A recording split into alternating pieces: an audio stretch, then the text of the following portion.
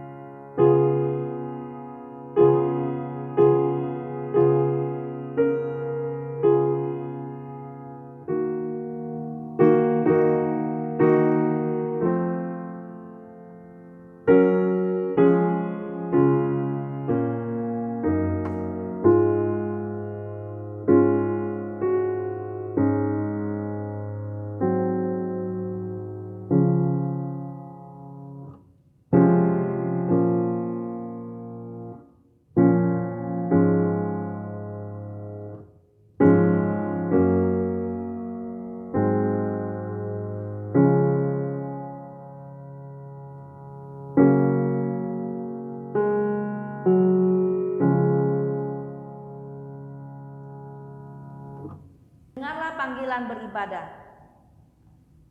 Tetapi syukur kepada Allah yang telah memberikan kepada kita kemenangan oleh Yesus Kristus Tuhan kita. Aku telah disalibkan dengan Kristus, namun aku hidup, tetapi bukan lagi aku sendiri yang hidup, melainkan Kristus yang hidup di dalam aku. Karena itu, kalau kamu dibangkitkan bersama dengan Kristus, carilah perkara yang di atas, di mana Kristus ada, duduk di sebelah kanan Allah. Jangan takut, aku adalah awal dan yang akhir dan yang hidup. Aku telah mati, namun lihatlah, aku hidup sampai selama-lamanya. Kebaktian hari ini akan kita mulai demi nama Allah Bapa, Allah Putra, dan Allah Roh Kudus. Turunlah kiranya kasih dan damai sejahtera atas kita sekalian. Saudara, kita semua bangkit berdiri. Kita akan memuji Tuhan di hari yang bergembira ini dengan menyanyikan lagu Masyurkan Rajamu.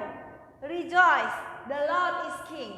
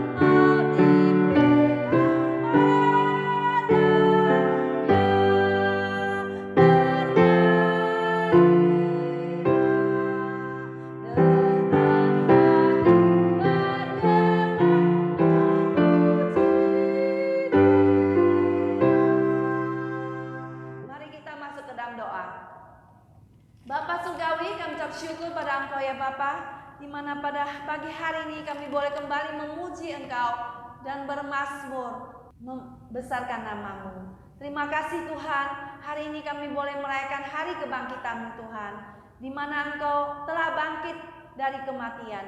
Engkau telah mengalahkan kuasa maut dan mengalahkan kuasa iblis. Kami mengucap syukur kepada Engkau Tuhan. Hari ini kami semua orang percaya, bersukacita dan bersorak-sorak untuk hari kemenangan Engkau, dan juga kami semua Tuhan yang mengikut Engkau. Terpuji nama Engkau Tuhan, Engkau telah membangkitkan kami Tuhan. Bersama dengan Kristus kami semua Tuhan boleh bersukacita dan bersorak-sorak dan menyampaikan juga berita ini kepada orang lain yang belum pernah mendengarnya. Bangkitkan kami ya Tuhan, sehingga kami semua boleh menjadi orang Kristen yang bersemangat, yang memuji Tuhan, yang senantiasa memberitakan Injil dan kabar kasih-Mu Tuhan. Terima kasih Bapa di dalam surga, hanya di dalam nama Tuhan Yesus kami berdoa. Amin.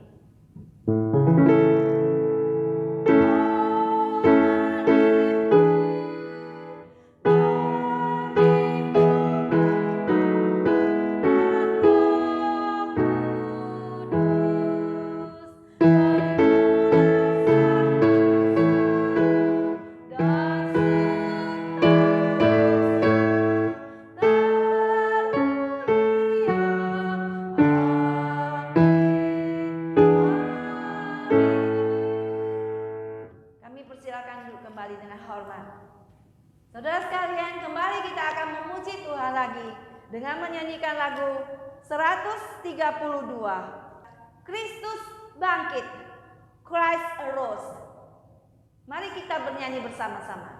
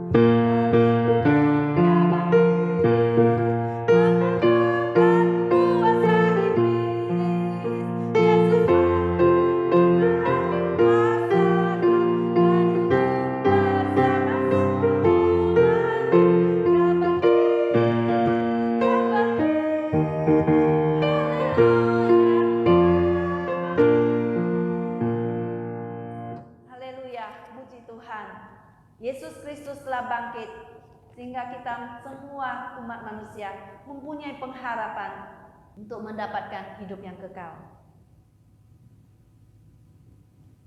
Saudara, bersama dengan gereja segala abad dan tempat, mari kita semua bangkit berdiri untuk mengucapkan pengakuan iman rasuli kita. Pengakuan iman rasuli. Aku percaya kepada Allah, Bapa yang Maha Kuasa, Khalik langit dan bumi, dan kepada Yesus Kristus, anaknya yang tunggal, Tuhan kita, yang dikandung daripada Roh Kudus, lahir dari anak darah Maria, yang menderita sengsara di bawah pemerintahan Pontius Pilatus, disalibkan, mati dan dikuburkan, turun ke dalam kerajaan maut. Pada hari yang ketiga, bangkit pula dari antara orang mati, naik ke surga, duduk di sebelah kanan Allah, Bapa yang Maha Kuasa. Dan dari sana ia akan datang untuk menghakimi orang yang hidup dan yang mati. Aku percaya kepada Roh Kudus, gereja yang kudus dan am, persekutuan orang kudus, pengampunan dosa, kebangkitan tubuh, dan hidup yang kekal. Amin. Silakan duduk saudara sekalian, kita akan masuk kepada doa syafaat. Mari kita masuk dalam doa syafaat. Allah Bapa kami yang di surga, kami bersuka cita dan bersyukur kepadamu Tuhan. Karena hari ini adalah hari kemenangan, di mana Engkau telah mengalahkan maut, Engkau telah mengalahkan iblis, Engkau telah mengalahkan dosa, bahkan Engkau sudah bangkit. Dan Tuhan, kami bersyukur karena kami sebagai pengikut-pengikut Kristus, kami juga boleh ikut bersama-sama dengan Engkau mengalahkan semuanya ini. Bapa di surga, kami berdoa untuk setiap jemaat yang saat ini bersama-sama kami mengikuti kebaktian Paskah ini. Kami doakan mereka dimanapun mereka berada Tuhan. Kiranya mereka juga memiliki kemenangan di dalam Kristus. Menang dalam kehidupan mereka. Menang melawan dosa. Menang melawan dendam. Menang melawan kebencian. Menang melawan hal-hal yang tidak berkenan di hadapan Tuhan, sehingga kami menjadi anak-anak Tuhan yang sungguh-sungguh setia di hadapan-Mu Tuhan. Bapa kami di surga, kami juga berdoa untuk gereja kami, Cornerstone yang berbahasa Indonesia di tempat ini. Masa depan gereja ini kami serahkan ke dalam tangan Tuhan. Satu persatu dari jemaat kami serahkan mereka ke dalam tangan Tuhan di dalam segala pergumulan mereka. Jikalau mereka ada yang sakit, Tuhan sembuhkan mereka. Jikalau mereka ada yang sedang menanti pekerjaan, biar Tuhan berikan pekerjaan yang baik kepada mereka. Jikalau di antara mereka sedang mengurus surat-surat imigrasi, biar Tuhan berikan kepada mereka tepat pada waktunya.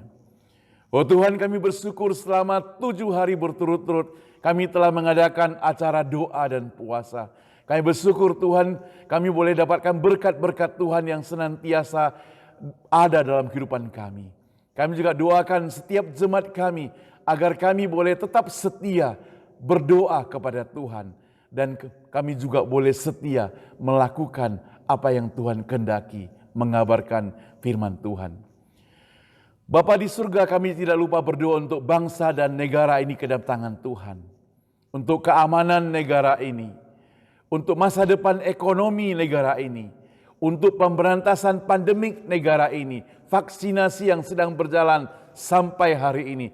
Kami serahkan semua ke dalam tangan Tuhan agar berjalan dengan lancar.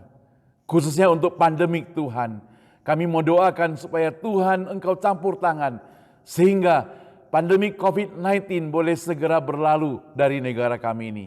Untuk segenap pemerintahan, biarlah pemerintahan kali ini mereka benar-benar menjalankan pemerintahan dengan takut akan Tuhan.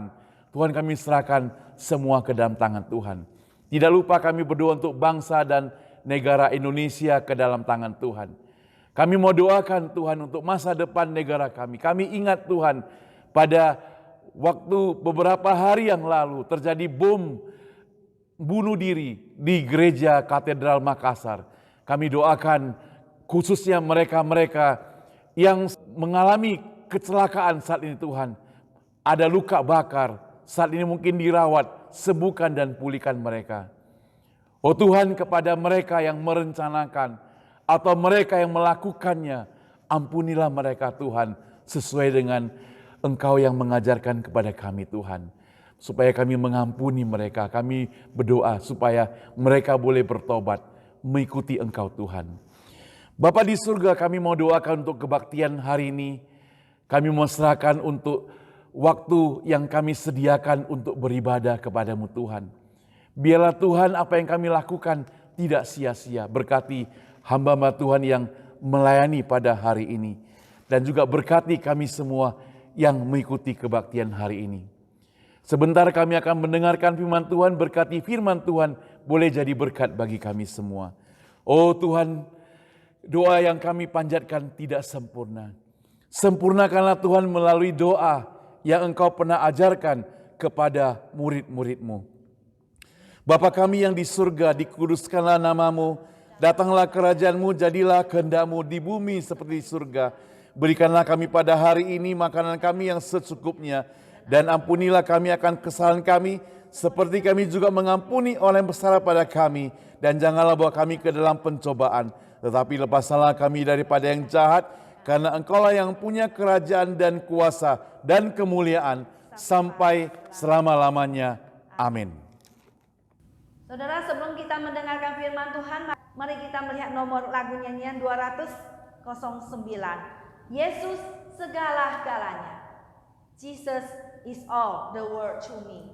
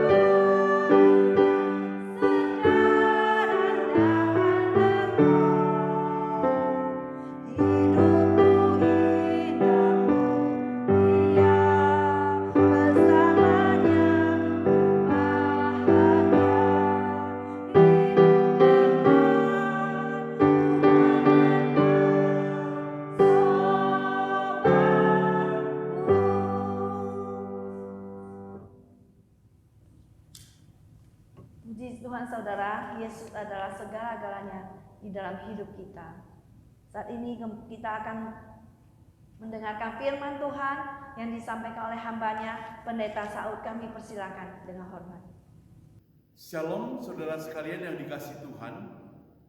Hari ini kita bersyukur karena kita boleh memperingati hari kemenangan Kristus, yaitu hari Paskah, di mana Yesus sudah disalibkan. Kita peringatkan pada Jumat yang lalu, dan hari ini dia bangkit, dia menang atas iblis. Itu berarti kita juga mendapat kemenangan.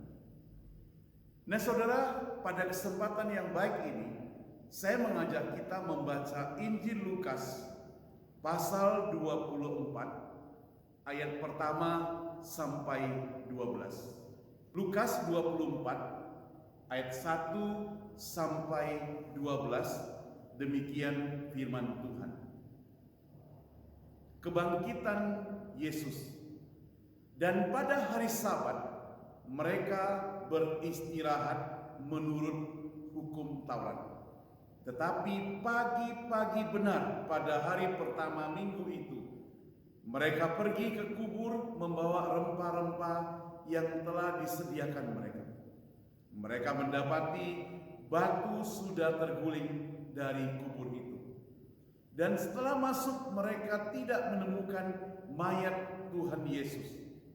Sementara mereka berdiri temangu-mangu karena hal itu, tiba-tiba ada 2 orang berdiri dekat mereka memakai pakaian berkilau-kilauan.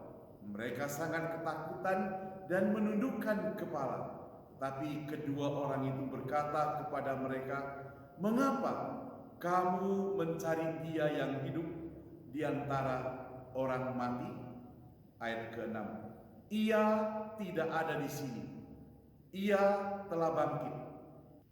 Ingatlah apa yang dikatakannya kepada kamu ketika Ia masih di Galilea, yaitu bahwa Anak Manusia harus diserahkan ke tangan orang-orang berdosa dan disalibkan, dan akan bangkit pada hari yang ketiga." Maka teringatlah mereka akan perkataan Yesus itu. Dan setelah mereka kembali dari kubur, mereka menceritakan semuanya itu kepada ke-11 murid dan kepada semua saudara yang lain. Perempuan-perempuan itu ialah Maria dari Magdala dan Yohana dan Maria ibu Yakobus. Dan perempuan-perempuan lain juga bersama-sama dengan mereka memberitahukannya kepada rasul-rasul. Tetapi bagi mereka, perkataan-perkataan itu seakan-akan omong kosong, dan mereka tidak percaya kepada perempuan-perempuan itu. Sungguh pun demikian, Petrus bangun lalu cepat-cepat pergi ke kubur itu. Ketika ia menjenguk ke dalam, ia melihat hanya kain kafan saja. Lalu ia pergi dan ia bertanya dalam hatinya, apa yang kiranya telah terjadi. Demikian pembacaan firman Tuhan. Berbahagia kita sekalian yang membaca firman Tuhan, merenungkannya setiap hari, dan mempraktekannya dalam kehidupan kita setiap hari pula. Kita minta pertolongan daripada Tuhan. Mari kita berdoa. Bapa di surga, kami berterima kasih kepadamu Tuhan. Hari ini hari Paskah, hari kemenangan-Mu Tuhan. Kami peringati hari kemenangan Kristus, dan kami boleh beribadah pada hari ini. Kami sudah membaca firman-Mu Tuhan. Pakailah hamba-Mu supaya apa yang dipergumulkan, apa yang dipersiapkan dapat menjadi berkat bagi kami melalui khotbahnya. Di dalam nama Tuhan Yesus, kami semuanya sudah berdoa. Amin. Saudara yang dikasihi oleh Tuhan, di dalam Paskah yang indah hari ini merupakan Paskah yang kedua kita rayakan dengan kebaktian virtual. Hari ini saya memberikan tema kebangkitan Kristus dari yang tidak berpengharapan menuju kepada pengharapan.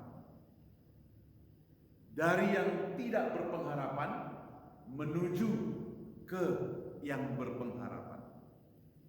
Nah saudara, konsep perjanjian lama mengartikan Paskah itu sebagai hari pembebasan mereka, yaitu pembebasan dari perbudakan. Sedangkan di dalam perjanjian baru juga demikian. Pesta merupakan pembebasan orang-orang percaya dari perbudakan, tapi bukan perbudakan secara fisik, namun perbudakan dosa dan juga perbudakan maut. Hari ini kita memperingati kebangkitan Kristus. Itu berarti Yesus telah menang atas dosa-dosa umat manusia yang secara universal. Artinya setiap orang yang percaya kepadanya tidak akan binasa, melainkan beroleh hidup yang kekal. Itu dapat kita klaim di dalam Yohanes pasal 3 ayat 16. Nah saudara, peringatan Paskah juga merupakan suatu pesta kemenangan besar dari Yesus, sekaligus kemenangan besar bagi setiap orang percaya. Saya garis bawahi, bagi setiap orang percaya. Yesus bukan hanya menang atas kematiannya, bukan hanya bangkit dari kubur, tapi sekaligus menang atas dosa-dosa umat manusia. Inilah salah satu dasar iman kepercayaan orang-orang Kristen. Makanya ketika Dr. Lukas mencatat perkataan malaikat yang berbunyi, "Ia tidak ada di sini, ia telah bangkit," seperti kita baca dalam Lukas 24 ayat 6, haruslah diyakini bahwa Tuhan Yesus benar-benar telah bangkit dari kubur. Tidak ada sejengkal pun kata-kata kiasan yang boleh membatalkan pernyataan ini, yang boleh membatalkan. Tidak ada sejengkal pun alasan yang boleh membatalkan pernyataan ini. Dan tidak ada keliruan. Kita tahu Lukas adalah seorang dokter. Dia pasti tidak sembarang mencatat. Sama seperti halnya dokter-dokter masa kini. Mereka begitu teliti dalam memberikan obat-obat kepada pasiennya. Itu berarti Dr. Lukas mencatat dengan teliti. Dia tahu bahwa Yesus benar-benar sudah bangkit. Di dalam ilmu apologetika, maka Yesus yang diyakini benar-benar sebagai anak Allah. Nah saudara, kokoh atau hancurnya konsep ini sangat tergantung akan eratnya hubungan dengan kebangkitan Yesus Kristus. Kalau kita perhatikan dalam 1 Korintus 15 ayat 17, di sini Rasul Paulus mengatakan, jika Kristus tidak dibangkitkan, maka apa yang terjadi? Sia-sialah kepercayaan kamu dan kamu masih hidup dalam dosa. Karena itu saudara, kebangkitan patutlah dianggap sebagai suatu bukti tentang pribadi Kristus yang ilahi, kemesiasannya dan kuasanya menyelamatkan dosa umat manusia. Dan sekali lagi, tanpa kebangkitan itu berarti Yesus yang kita sembah adalah Yesus yang tidak ada bedanya dengan tokoh-tokoh agama yang lain. Tetapi Kristus adalah Tuhan Allah. Dia bangkit dari kubur. Dia benar-benar adalah Tuhan yang hidup. Yesus lebih superior daripada tokoh-tokoh agama, karena ia bukan hanya sekedar mati begitu saja dan dikuburkan begitu saja, tetapi hari ketiga ia bangkit. Dan hingga hari ini ia tetap hidup. Dan hingga hari ini semuanya itu tetap dipercaya, tidak terbantahkan. Sangat beda dengan tokoh-tokoh agama saudara yang dikasih Tuhan, sebab mereka bahkan ke surga pun masih ragu-ragu, bukan? Tetapi Yesus berkata, "Akulah jalan, kebenaran dan hidup itu." Ini yang diklaim oleh Tuhan Yesus. Nah saudara, itu sebabnya kubur kosong bukan satu hal yang omong kosong seperti yang tercatat di dalam ayat 11. Bukan perkataan-perkataan yang omong kosong. Bukan perkataan-perkataan yang sambil kita nongkrong begitu, bukan. Tetapi satu perkataan yang benar-benar ada buktinya. Tentu ada orang yang bertanya, apa buktinya? Sebab kubur kosong belum tentu membuktikan bahwa Yesus bangkit. Barangkali Yesus melarikan diri sebab dia hanya semaput pingsan menurut pendapat mereka. Dan sekarang sudah siuman, dia bangkit, dia keluar, dia pergi. Atau karena kepiawaian Yesus, maka ia telah mengelabui orang-orang yang telah menyalibkan dia. Sesungguhnya yang disalibkan itu orang lain, Itu menurut pendapat-pendapat orang yang tidak percaya. Inilah pertanyaan-pertanyaan muncul yang senantiasa membuat orang meragukan akan kebangkitan. Nah saudara, hal ini bisa kita maklumi. Kenapa? Karena kejadian seperti ini sudah terjadi 2000 tahun yang lalu. Dan mereka yang tidak senang, yang tidak percaya akan peristiwa ini, tentunya banyak alasan-alasan untuk menghancurkan kepercayaan seperti ini. Jangankan orang-orang modern sekarang ini, orang-orang yang hidup pada zaman Yesus pun saudara tidak percaya akan kebangkitan. Salah satunya justru orang yang paling dekat dengan Yesus, yaitu muridnya sendiri yang bernama Thomas. Demikian kata Thomas, sebelum aku sendiri menusukkan jari tangan ke dalam telapak tangan bekas paku Tuhan Yesus dan memasukkan tanganku ke dalam perut bekas tusukan tombak, aku tidak percaya bahwa Yesus sudah bangkit. Berani sekali dia. Nah saudara, tapi apa lacurnya? Akhirnya dia mengaku juga bahwa Yesus benar-benar Allah yang sudah bangkit, bukan?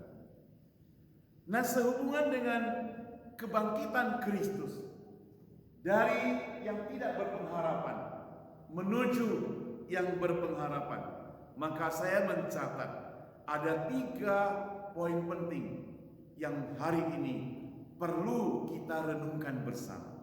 Yang pertama, kebangkitan Kristus menunjukkan bahwa Yesus benar-benar bangkit karena batu penutup kuburnya sudah terguling. Itu salah satu buktinya. Bukti fakta yang nyata pada zaman itu. Nah di dalam Injil Matius pasal 28 ayat 2 tercatat. Nah kita baca Matius pasal 28 ayat 2. Saya bacakan untuk Anda saudara. Maka terjadilah gempa bumi yang hebat, sebab seorang malaikat turun dari langit dan datang ke batu itu dan menggulingkannya, lalu duduk di atasnya. Sedangkan di Markus mencatat setelah lewat Sabat, Maria Magdalena dan Maria ibu Yakobus serta Salome mereka pergi membeli rempah-rempah. Kemudian mereka pergi ke kubur Yesus untuk meminyaki mayat Yesus. Di tengah perjalanan mereka itu panik saudara. Kenapa? Karena mereka merasa tidak kuat untuk menggulingkan batu penutup kubur Tuhan Yesus. Mereka perempuan-perempuan. Mereka menyesal kenapa tadi waktu berangkat tidak mengajak yang laki-laki. Mereka sadar bahwa ada yang kurang di antara mereka karena yang pria, yang laki-laki tidak ikut serta. Nah saudara yang dikasih Tuhan, namun apa boleh buat, mereka sudah jalan hampir menuju ke pekuburan Tuhan Yesus. Dan satu hal yang sangat mengagetkan bagi semua mereka adalah ternyata batu besar dan batu yang berat itu sudah terguling dan dalam keadaan terbuka. Ini berarti ada sesuatu yang dahsyat terjadi dalam kubur tersebut. Nah saudara, kebangkitan Kristus merupakan peristiwa yang sangat penting, yang dahsyat yang terjadi, yang sangat luar biasa. Begitu kuatnya kuasa kebangkitan itu telah mendorong dan menggeser batu penutup kubur yang berat itu, menghancurkan penghalang-penghalang yang membuat terobosan terbaru. Sekarang yang menjadi pertanyaan, bagaimana dengan kita sekalian? Sesungguhnya apa yang masih menjadi penghalang dalam kehidupan kita? Apa yang masih menjadi batu penutup dalam kehidupan kita? Apa yang senantiasa membuat kita tidak bisa lakukan sesuatu untuk Tuhan kita.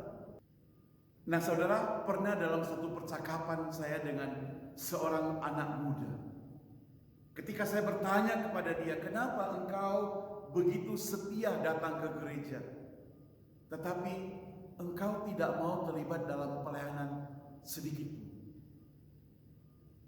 Kalau diajak untuk ikut paduan suara, dia tidak mau. Kalau diajak untuk jadi pengurus, tidak mau.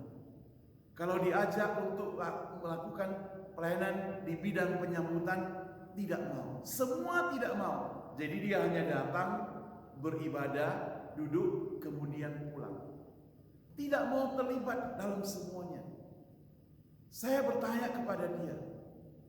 Saya katakan, coba sungguh-sungguh engkau memberikan jawaban kepadaku. Kenapa engkau tidak mau terlibat dalam pelayanan? Dia sempat berpikir sejenak, seakan-akan dia sulit untuk memberikan jawabannya. Tetapi akhirnya dia memberikan jawaban. Dia katakan, aku tidak layak. Aku punya kesalahan-kesalahanku yang pernah aku perbuat pada masa-masa lalu. Aku merasa aku tidak layak untuk melayani Tuhan. Aku merasa aku tidak bisa dipakai oleh Tuhan. Selain itu aku tidak pandai. Nah saudara yang saya kasih Tuhan, saya katakan kepada pemuda itu, masa lalumu mungkin itu bobrok, mungkin itu jahat, mungkin itu tidak berarti bagi Tuhan, mungkin itu merugikan orang lain, tetapi engkau bisa datang kepada Tuhan, mohon pengampunan kepada Dia, mohon pembebasan dosa daripada Dia. Karena Tuhan Yesus yang kita sembah, Dia sudah menang, Dia sudah bangkit. Jangan kita kalah terus dengan dihantui oleh kesalahan-kesalahan, dosa-dosa kita pada masa lalu. Kita harus bangkit dan tidak ada penghalang buat kita lagi untuk melayani Dia. Inilah yang saya sampaikan kepada pemuda itu. Demikian juga kita sekalian saudara. Siapapun Anda yang saat ini sedang mendengarkan firman Tuhan, masa lalu kita boleh saja bobrok, tetapi hari ini Yesus sudah menang. Ketika Yesus sudah menang, kita sebagai orang percaya juga menang. Jangan kita tetap kalah. Kita harus serahkan hidup kita kepada Tuhan, dan kita juga harus menang, sehingga penghalang itu dihancurkan. Kita menang. Yang kedua saudara, kebangkitan Kristus menunjukkan bahwa bukti Yesus itu tidak di dalam kubur itu lagi. Orang yang mati sudah jelas berbaring, tidak bisa bergerak lagi, tidak bisa bergeser karena sudah mati. Dan Yesus sudah mati sebagai manusia. Namun Lukas mencatat dalam bacaan tadi, pagi-pagi benar mereka, dalam hal ini para wanita itu, yakni Maria Magdalena, Yohana dan Maria ibu Yakobus beserta dengan Salome dan wanita-wanita lainnya berangkat menuju ke kubur. Kenyataan yang mereka hadapi adalah batu penutup kubur itu tergeser dari tempatnya, dan satu hal yang paling penting, Yesus tidak ada di dalam kubur itu lagi. Bagi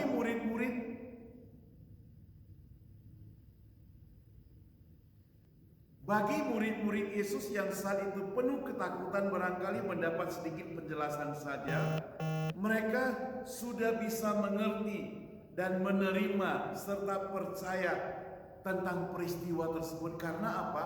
Karena Yesus pernah menceritakan kepada mereka. Masalahnya adalah mereka lupa bahwa Yesus pernah menceritakan masalah ini kepada mereka. Sama halnya dengan kita, bukan?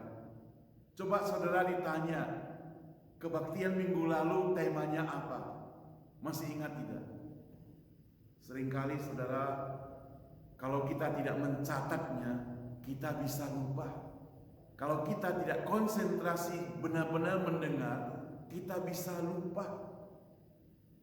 Tapi percayalah bahwa firman Tuhan yang ditaburkan tidak pernah akan sia-sia.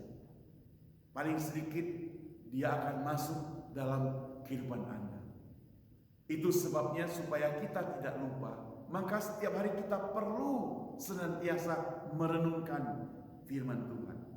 Nah saudara, sebenarnya Yesus pernah menceritakan kronologi kenapa dia harus bangkit. Namun fakta yang terjadi di lapangan berbeda.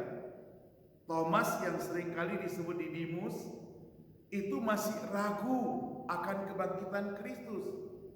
Nah, seorang ahli teolog dari Amerika namanya John F. Walvoord, dia menjelaskan perdebatan serta keraguan dan kecurigaan ini sebagai berikut. Yang pertama, ada orang yang mengatakan bahwa murid-murid Yesus itu sesungguhnya telah datang kepada kubur yang salah, sehingga wajar kalau tidak menemukan Yesus di sana. Apakah ini benar? Bagaimana penjelasannya? Nah saudara, waktu saya masih kecil, saya pernah dengar cerita dari nenek saya. Dia katakan waktu dia pergi mencari kubur mamanya bersama dengan saudara-saudaranya, mereka tidak menemukan kuburannya secara pasti. Kenapa? Karena patokan yang mereka taruh di situ hilang, dibuang orang. Mengapa demikian? Karena zaman itu belum dibuat secara permanen, hanya berupa patokan, tumbuh rumput, tumbuh lalang, kemudian gak temukan lagi. Tapi zaman sekarang kan sudah ditata rapi, bahkan ada alamatnya, ada namanya, semua dibuat begitu bagus. Misalnya di Jawa Timur ada Gunung Gansir, Sentong Lawang, ya. Di Jakarta ada San Diego Hill dan sebagainya. Di Medan ada Taman Eden, ya, ada bloknya lagi, ada nomor-nomornya, villa masa depan misalnya, atau entah namanya apa lagi saudara. Sehingga orang-orang lebih gampang mencarinya serta menemukannya. Namun apakah benar murid-murid itu salah alamat, masuk ke kuburan yang salah? Sebab malaikat-malaikat ada di kubur itu, maka tidak mungkin malaikat-malaikat berada pada kubur yang salah, bukan? Selain itu di sana juga ada para serdadu.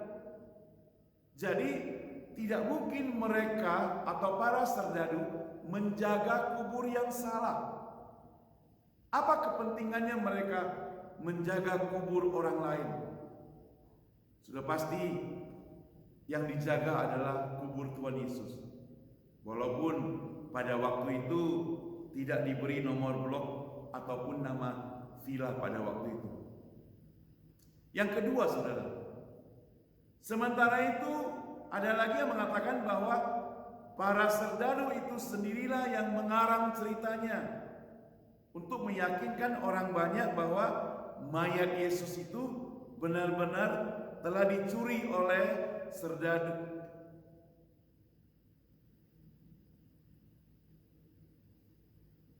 Oleh seseorang tatkala mereka sedang tidur. Nah saudara, apabila kasus ini benar-benar terjadi, maka para serdadu itu pasti akan dihukum mati. Sebab mereka itu diberi tugas dan tanggung jawab untuk menjaga, tetapi kenyataannya mereka bukan menjaga tetapi tidur. Sebaliknya, menurut catatan Injil Matius saudara yang tadi kita baca, mereka itu disuap dengan uang supaya menyebarkan berita-berita bohong atau zaman sekarang berita-berita hoax yang kita temukan di media-media sosial. Nah, saudara, hal ini jelas merupakan suatu usaha untuk menutupi fakta, untuk menutupi kebenaran dengan mengandalkan uang yang mereka bayar. Nah, tentunya para saudara itu akan dijamin keselamatannya atas hukuman yang berlaku pada waktu itu. Yang ketiga, kurangnya bukti untuk mengadakan klaim bagi orang-orang yang berusaha menggugat kebangkitannya, membuat kita menerima catatan kebangkitan itu. Jikalau kebangkitan itu tidak ajaib dan tidak begitu penting sehingga menjadi dasar yang kokoh bagi seluruh iman percaya orang Kristen, maka tentulah kebangkitan tersebut tidak perlu dipersoalkan. Sekali lagi, murid-murid Yesus tidak mungkin mencuri mayat gurunya. Dan kalau musuh-musuh Tuhan yang telah mengambil mayatnya, tentulah mereka akan mengeluarkannya kembali. Tak kala berita tentang kebangkitan mulai tersebar, kubur kosong merupakan saksi bisu yang tidak dapat disangkal tentang kenyataan yang pernah terjadi pada ribuan tahun yang lalu. Kalau benar mayat itu dicuri, kalau benar mayat itu diambil oleh para serdadu, mereka pasti tidak bisa terima karena banyak orang menjadi berita besar, viral, percaya bahwa Yesus benar-benar bangkit.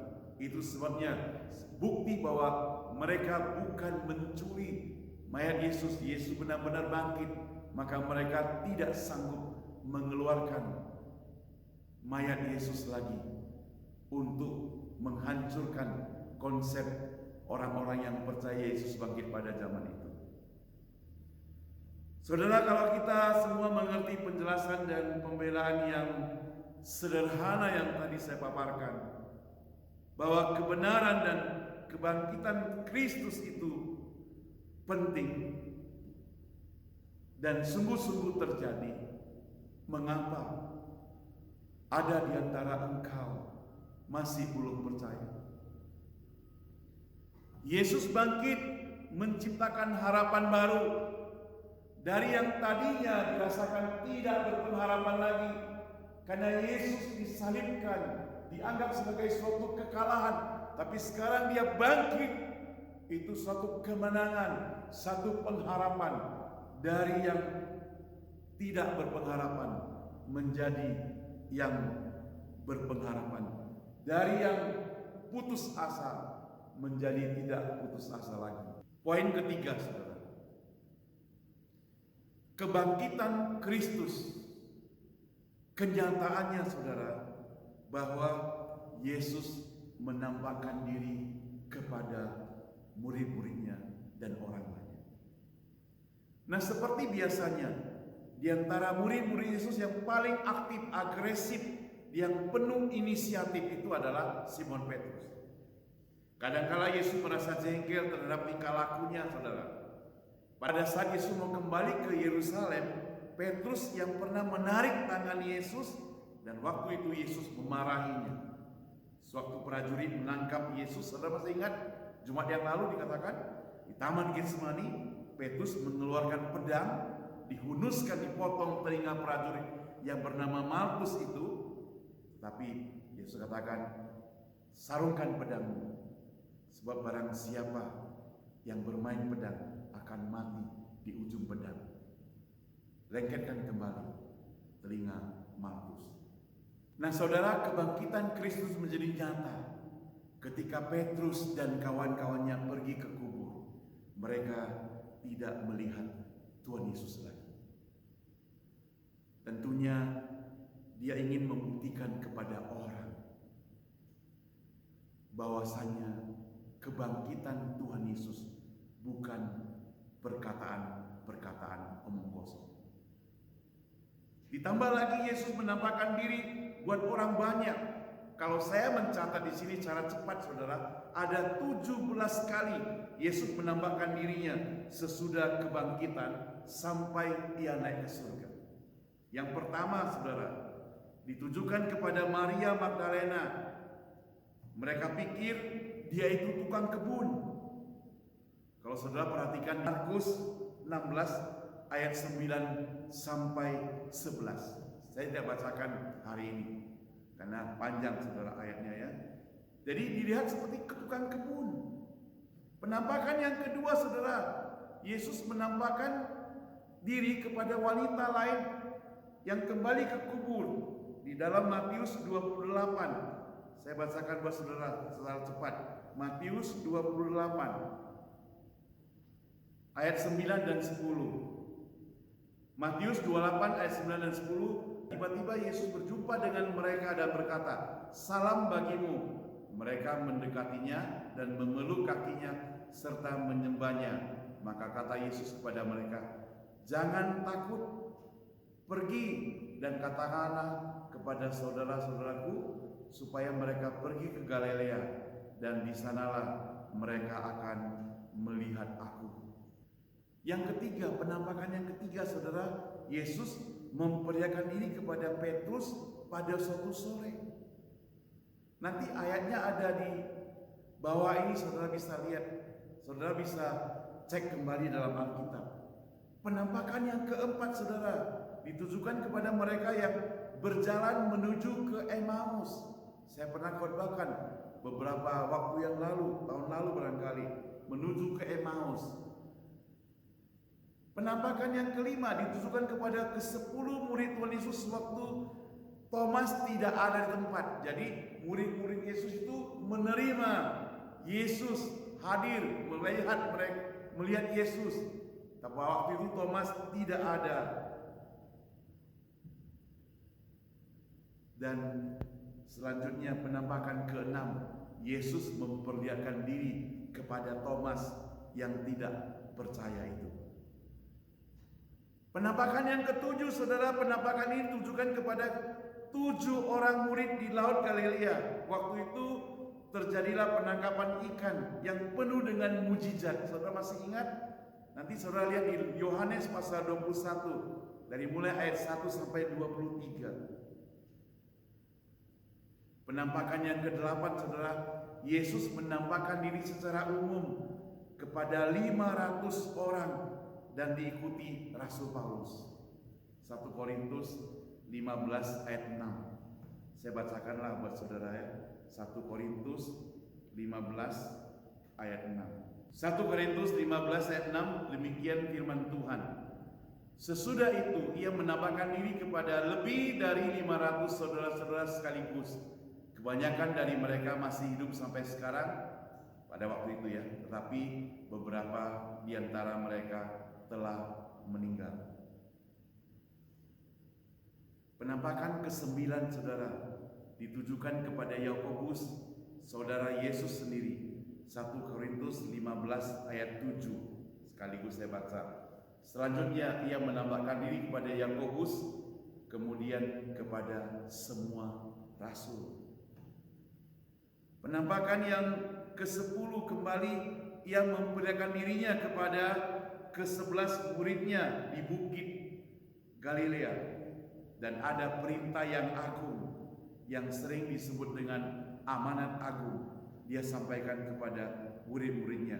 Nanti lihat di Matius 28 ayat 16 sampai 28. Penampakan yang ke-11 saudara, tatkala Yesus naik ke surga di Bukit Zaitun, ia menampakkan dirinya sekali lagi. Salah satu ayatnya di Lukas 24 ayat 44 sampai 53, dan Kisah Para Rasul saudara ayat 1, dan Kisah Para Rasul pasal 1 ayat 3 sampai 9. Penampakan ke-12 saudara, Yesus menampakkan dirinya kepada Stefanus yang mati martir. Kisah Para Rasul pasal 7 ayat 55 dan 56. Kisah Para Rasul pasal yang ke-7 ayat ke-55 dan 56. Saya bacakan buat kita semuanya.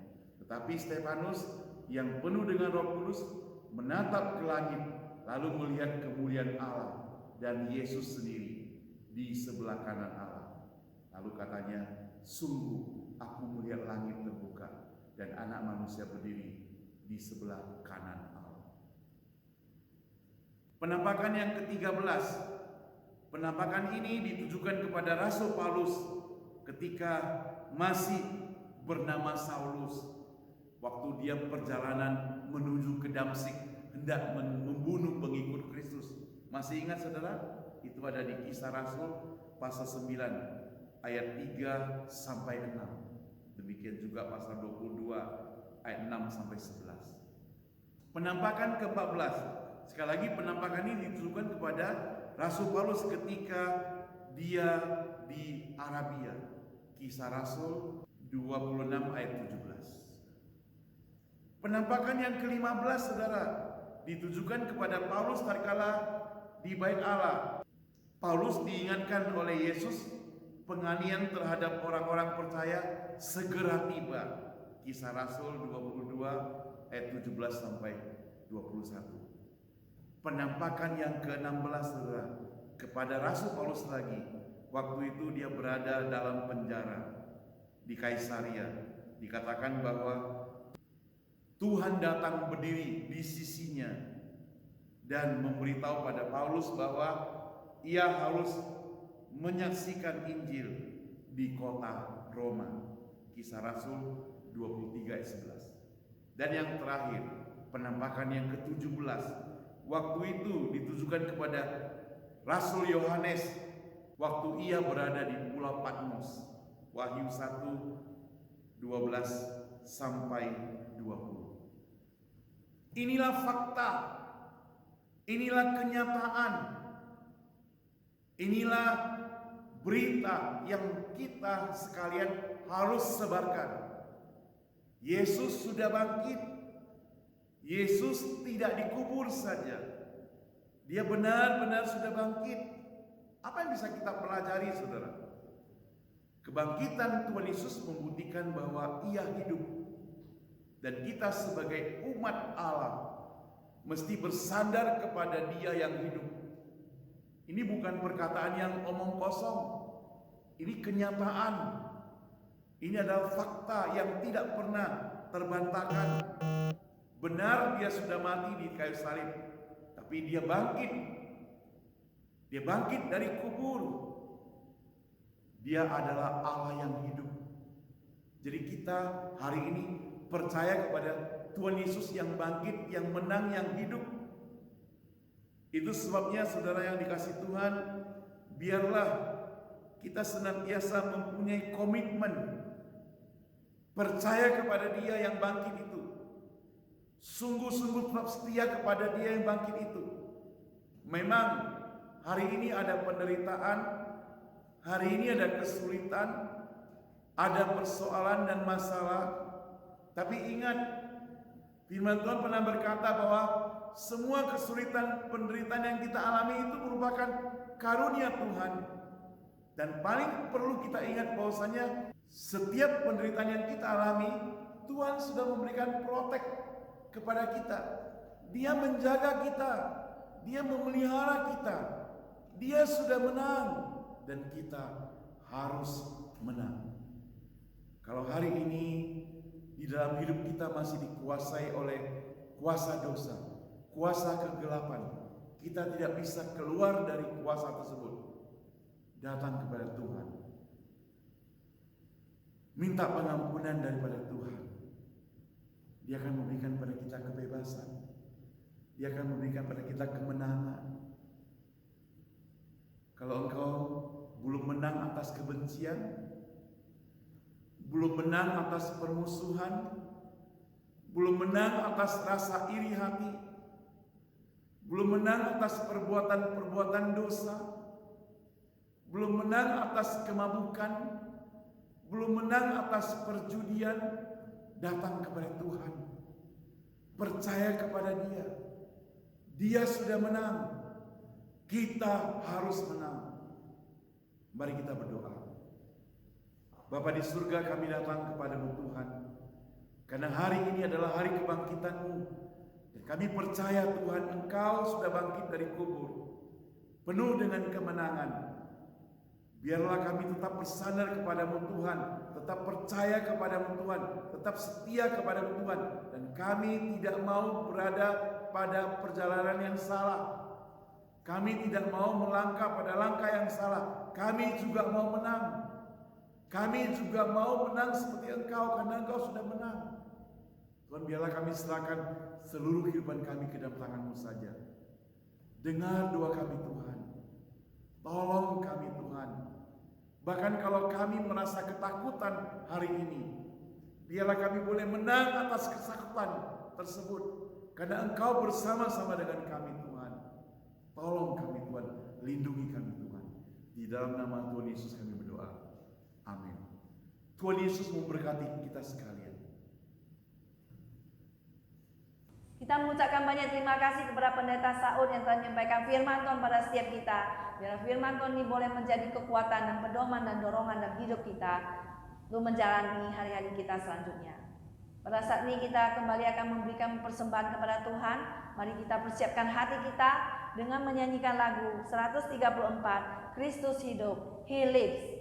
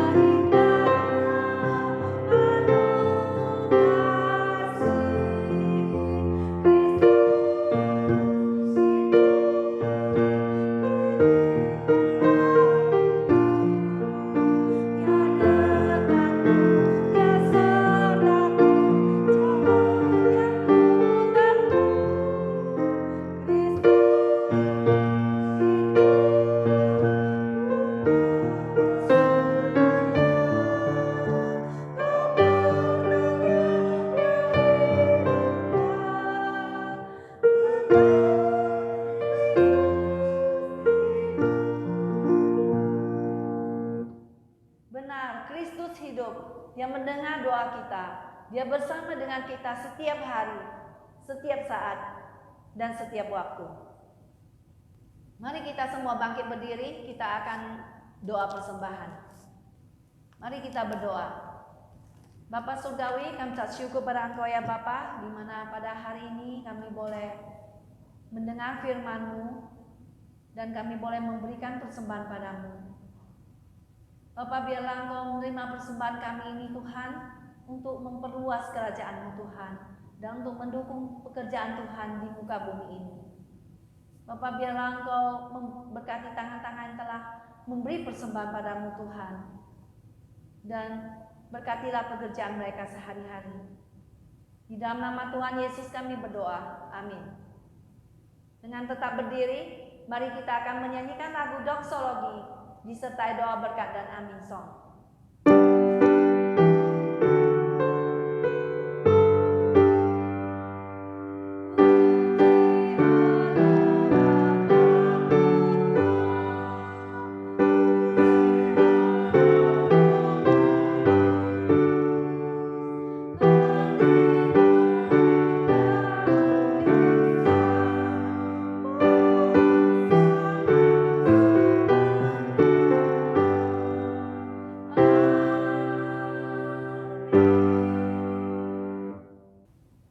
Jemaat sekalian, mari kita terima berkat Tuhan.